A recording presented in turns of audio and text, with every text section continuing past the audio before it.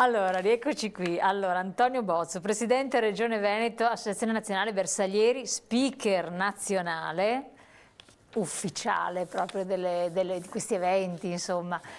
E cosa ha da raccontarci a questo punto di questo raduno, di questo evento, che tra l'altro sarà per lei anche significativo? Beh, è una meravigliosa avventura che è iniziata ormai a marzo del 2014, quando abbiamo avuto l'autorizzazione da parte del Consiglio nazionale di svolgere questo grande raduno. Sono stati 4 anni intensi e nello stesso tempo meravigliosi, perché una squadra di persone veramente speciali, e abbiamo affrontato tutte le tematiche attraverso i 360 gradi di un raduno, introducendo delle iniziative assolutamente nuove. Alcune ne hanno già parlate i miei colleghi, e quindi sarà per me un onore speakerare poi alla fine quello che è il momento clou, il momento atteso, che è la sfilata del 13 maggio. Questi quasi 4 chilometri di percorso che attraverseranno la città di San Donà di Piave, per poi andare a Musile di Piave attraverso un ponte militare di barche, per poi ritornare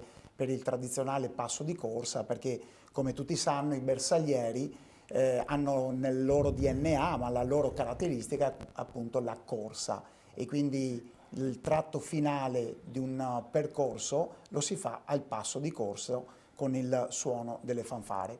Quindi prevediamo un'affluenza di attorno alle 100.000 persone in quei giorni, e circa 67 fanfare, come ha detto prima il capo fanfara Fausto, ma in più avremo anche la sfilata delle 5 bande straniere e poi anche i reparti militari dell'esercito.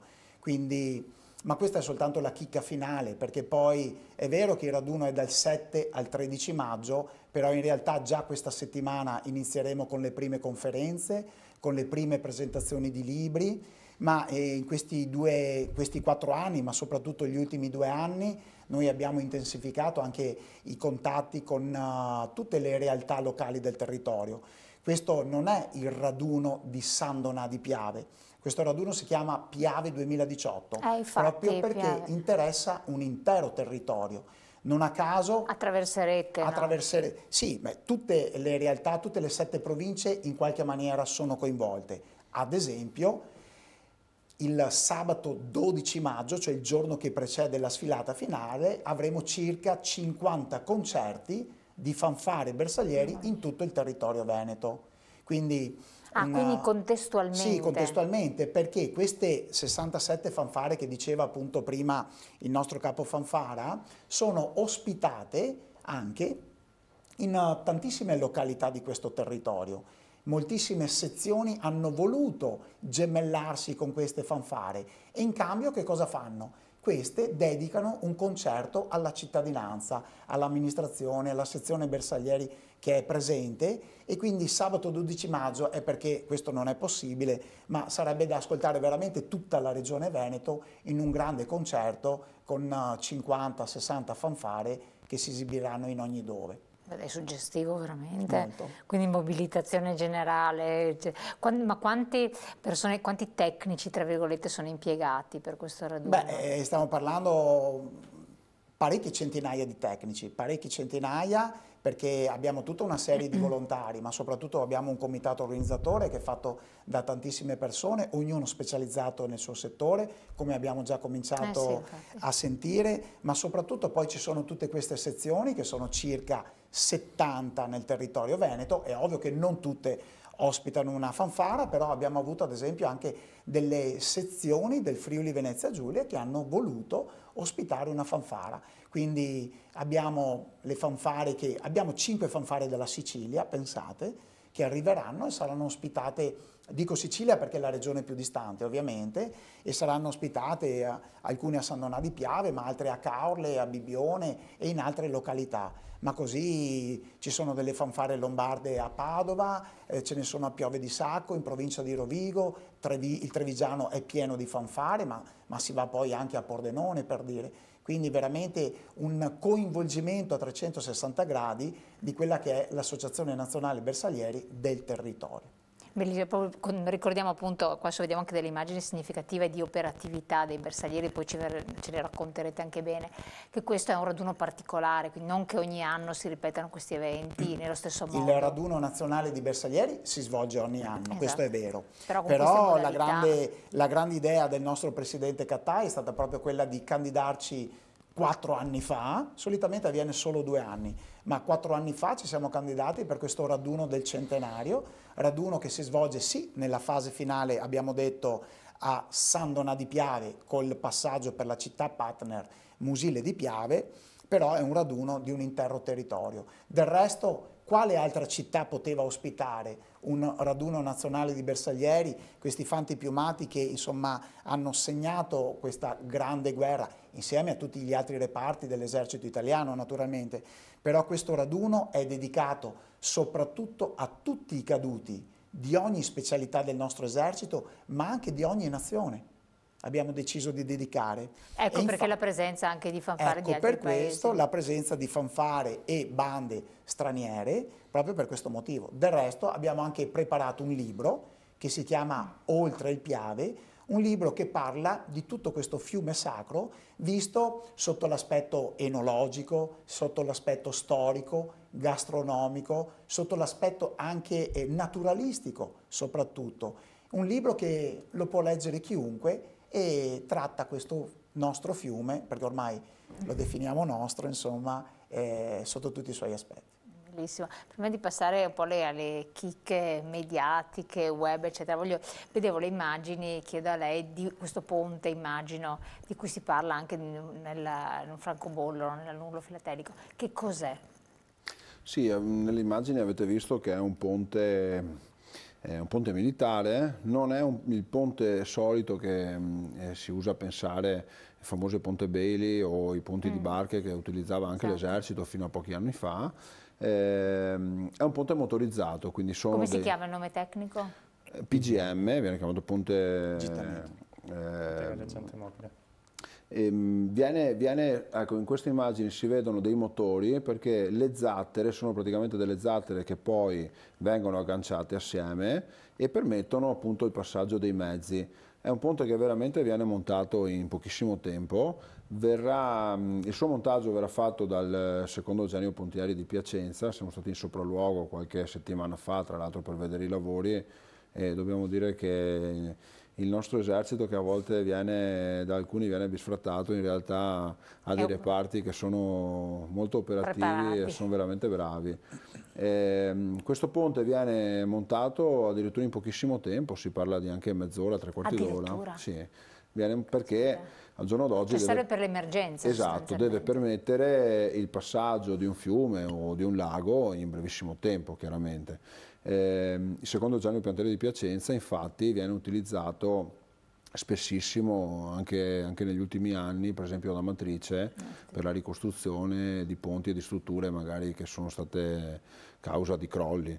Questo ponte militare che ci è stato, possiamo dirlo, gentilmente concesso dallo Stato Maggiore dell'Esercito, che dobbiamo ringraziare perché si è fatto carico assieme a noi di questo progetto, ci permetterà appunto di passare il Piave 2 volte, quindi paradossalmente se noi guardiamo nella storia cosa è successo, i nostri fanti nella ritirata dopo Caporetto si sono difesi sulla destra Piave, quindi hanno attraversato il Piave per la difesa e poi l'hanno riconquistato. Ecco, noi con la sfilata vogliamo un po' emulare quello che hanno fatto i nostri fanti, quindi passeremo il Piave da sinistra a destra attraverso il PGM, il ponte mobile, e poi lo riattraverseremo sul Ponte della Vittoria, insomma famoso che abbiamo a San Donà, per poi andare a fare la sfilata finale di fronte al Duomo. Quindi è un percorso ulteriore che è stato aggiunto sostanzialmente. Un percorso che ci ha permesso appunto di attraversare il Piave, di andare in territorio di Musile, che era insomma, se noi guardiamo la storia, i nostri fanti erano attestati sulla destra del Piave, quindi dalla parte, per chi conosce un po' il territorio della zona nostra, è proprio dove si trova Musile di Piave, quindi sulla destra. Questo vuole anche essere un po' l'abbraccio fra i due comuni, fra i due territori, perché a volte, diciamo sempre, i fiumi a volte dividono, in questo caso il fiume dovrà essere anche momento di unione. Assolutamente. Ecco, vorrei appunto, visto che ha dato il là, allacciarmi un po' al discorso della storia, così la prendiamo in questo momento, poi andiamo invece alla modernità con le modalità di comunicazione di questo evento. Ci racconti, Presidente, un po' di questa storia che, cioè, che fa parte integrante della nascita anche dei bersaglieri? Beh, il Corpo dei Bersaglieri è nato nel 18 giugno 1836 da Alessandro Ferrero La Marmora, che era un ufficiale capitano delle guardie del re. Attualmente sono all'interno dei Granatieri di Sardegna, in sostanza. Sì. Noi saremo uno dei figli dei Granatieri di Sardegna, in sostanza. Sono nati nel 1836 e hanno ripercorso tutto il risorgimento italiano, quindi uno dei corpi più vecchi. Prima citava il secondo reggimento Genio Pontieri Piacenza, è ancora più vecchio di tutti quanti il secondo reggimento, tra l'altro loro sono anche medaglia d'oro al valore militare proprio sul Piave. Però i bersaglieri hanno vissuto tutto il risorgimento italiano, quindi tutte le guerre di indipendenza per l'unità d'Italia. Hanno fatto le prime missioni all'estero, perché consideriamo che la missione in Cina nel 1912, credo che sia più o meno, è stata fatta contro i boxer, è stata fatta anche con i bersaglieri, a parte la guerra di Crimea di qualche anno prima, dove Alessandro Ferrero da Marmora morì a seguito della malattia contratta durante questa campagna in Russia, in Crimea.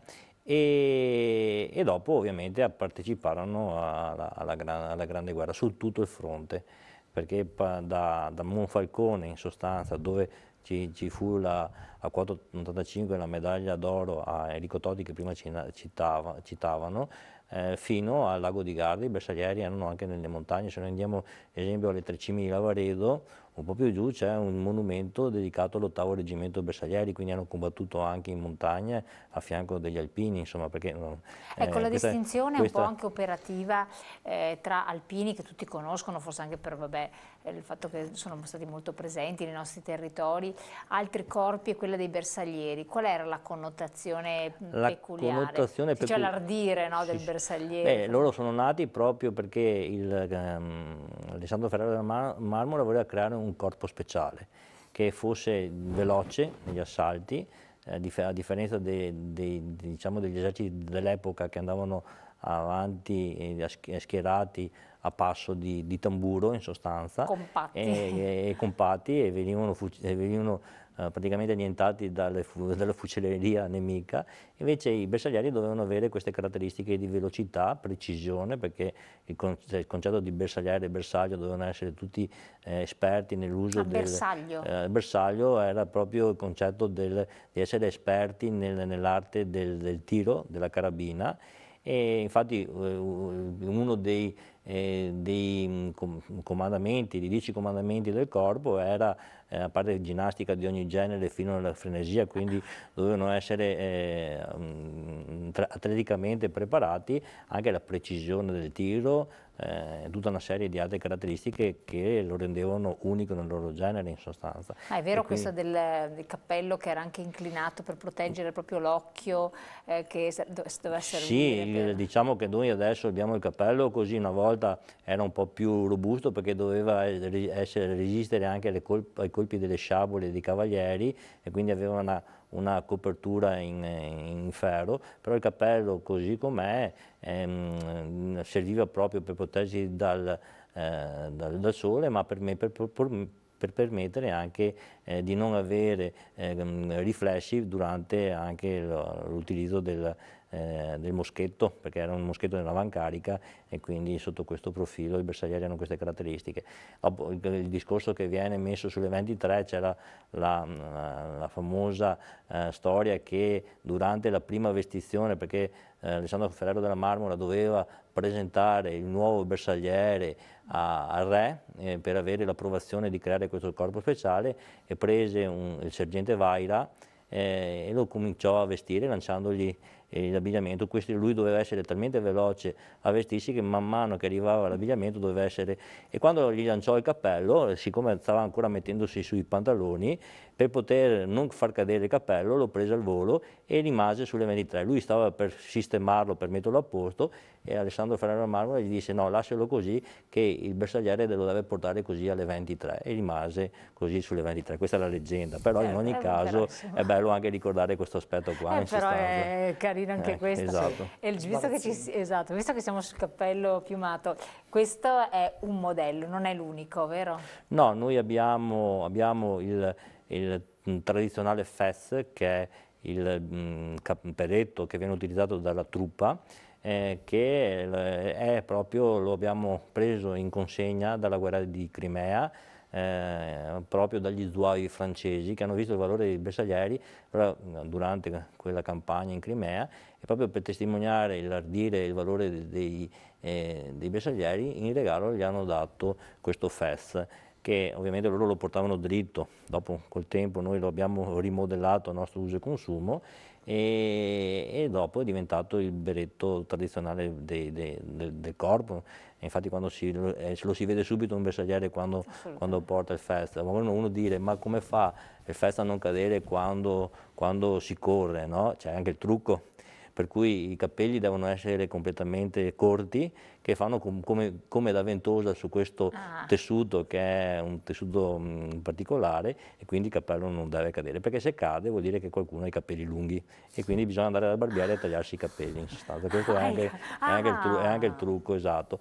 E dopo c'è il basco, che è stato il basco nell'epoca moderna veniva utilizzato solo dagli ufficiali, e dopo è stato introdotto qualche anno fa il nuovo basco dei bersaglieri, che ha subito 2 modifiche nel frattempo, ma è su quello basco ufficiale, che viene utilizzato anche dai militari di truppa su determinate divise, quando magari ci sono delle particolari situazioni, e quindi noi abbiamo il fez, abbiamo il basco e abbiamo anche il cappello piumato, che viene utilizzato nelle cerimonie ufficiali. Questo è il cappello per tradizione bersaglieresca, insomma, e quindi questo è quello che più è conosciuto dal popolo italiano.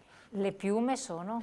Le piume sono di un gallo proveniente dall'India, non di gallo cedrone, perché è una razza in estinzione. Una volta i primi capelli erano nel Risorgimento erano di gallo cedrone. Gli ufficiali, tra l'altro, nel primo periodo non avevano le piume verdi, si distinguevano dal resto della truppa. Dopo, col tempo, le piume sono diventate nere per tutti, per la truppa sia per gli ufficiali, e è un gallo proveniente dall'India, che viene coltivato proprio per utilizzare queste piume, che adesso, rispetto a quando c'era il servizio di leva, ci sono un po' meno bersaglieri, i reparti sono ancora esistenti, però ecco, la produzione non è più come quella di una volta quando c'era il servizio di leva, quindi tutti i bersaglieri avevano il cappello piumato. Però c'è un buon mercato anche di questo. Sono tutte piume vere, non sono finte, quindi vanno trattate, come si può vedere. Noi siamo molto gelosi del nostro cappello piumato, non lo diamo mai a nessuno.